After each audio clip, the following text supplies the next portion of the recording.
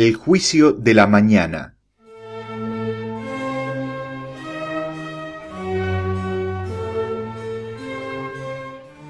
Tan pronto como amaneció, Caifás, Anás, los ancianos y los escribas se reunieron de nuevo en la sala grande del tribunal para celebrar un juicio según las normas, pues no era conforme a la ley que los delitos se juzgasen de noche.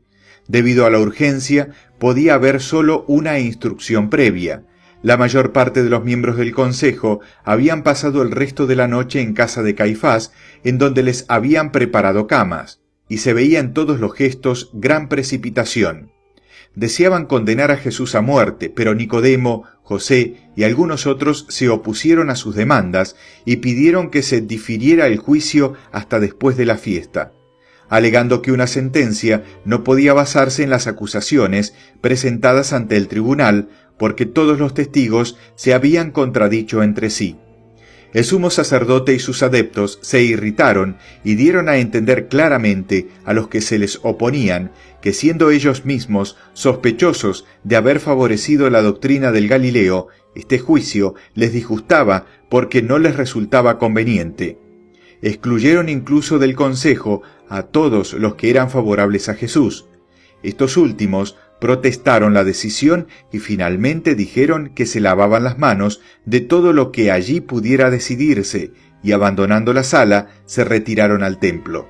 Desde aquel día nunca más volvieron a ocupar sus asientos en el consejo. Caifás ordenó que trajeran a Jesús delante de sus jueces y que estuviesen listos para conducirlo ante Pilatos inmediatamente después.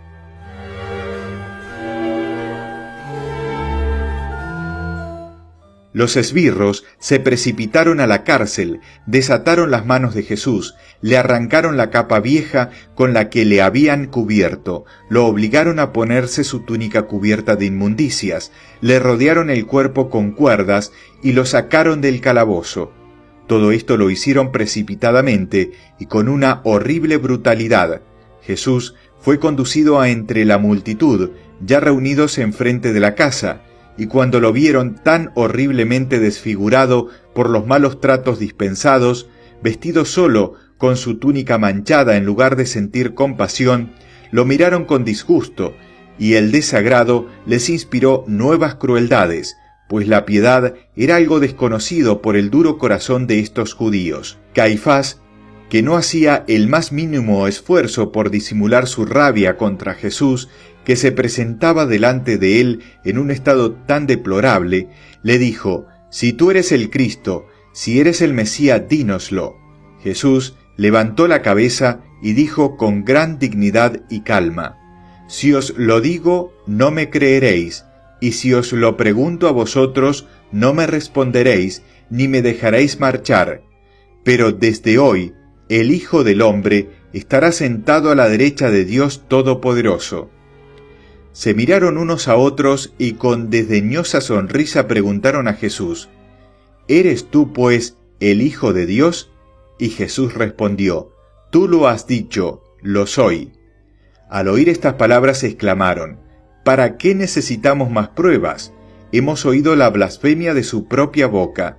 Mandaron atar de nuevo a Jesús y ponerle una cadena a su cuello, como se hacía con los condenados a muerte, para conducirlo ante Pilato. Habían enviado ya un mensajero a éste para avisarle de que iban a llevarle a un criminal, para que lo juzgara, pues era preciso darle prisa a causa de la fiesta. Hablaban entre sí con indignación de la obligación que tenían de ir al gobernador romano para que éste legalizase la sentencia, porque en las materias que no concernían a sus leyes religiosas y las del templo, no podían ejecutar las sentencias de muerte sin su consentimiento. Uno de los cargos que iban a presentar ante Pilatos era que Jesús era enemigo del emperador, y bajo este aspecto la condena era competencia de Pilato.